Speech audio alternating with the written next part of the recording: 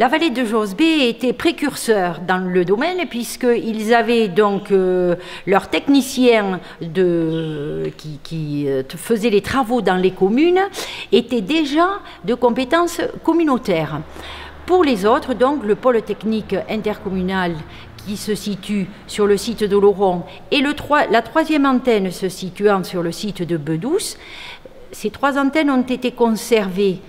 jusqu'à nouvel ordre,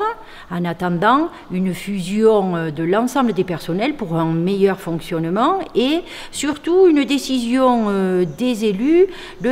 quoi faire de ce pôle technique intercommunal.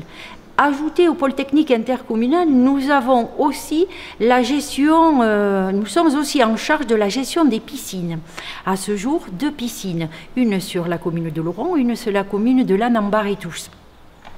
Les piscines qui fonctionnent donc du 1er janvier au 31 décembre concernant le site de Loron et saisonnièrement pour le site de Lannembar-et-Tousse. Nous recevons donc les ordres de l'ensemble des pôles dont la compétence appartient à la communauté des communes, à savoir le tourisme, la culture, l'économie pour la gestion des zones d'activité, etc. Et selon les activités de ces pôles, ils sont demandeurs, puisque je rappelle cette grande mission transverse, j'insiste là-dessus, le pôle technique n'est pas une compétence en soi, c'est une mission transverse pour aider les autres pôles dont la communauté des communes a compétence dans leur bon fonctionnement. Son enjeu, bien sûr, c'est aider au maximum les collectivités territoriales, aider au maximum les communes. Bon, pour ce faire, comme vous pouvez le voir derrière moi, donc nous sommes dotés de matériel, on essaie d'entretenir au mieux ce matériel, on renouvelle ce matériel par rapport aux amortissements, aux inventaires, etc.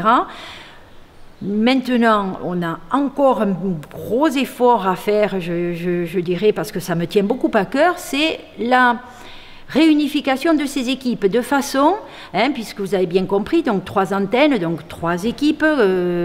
disparates en nombre de personnes, mais il faut que, à mon avis, pour que ce soit d'une efficacité la plus positive possible, que tout le monde puisse connaître l'ensemble des sites que nous avons en gestion, de façon à pouvoir intervenir si d'aventure une personne était malade, on puisse faire appel à un autre qui sache où se trouve la clé, le robinet d'eau, etc. Donc nous avons besoin, outre les techniciens de premier niveau, mais aussi en amont, aussi une équipe qui soit capable d'organiser les travaux. Alors les travaux, il y a bien sûr les travaux calendaires,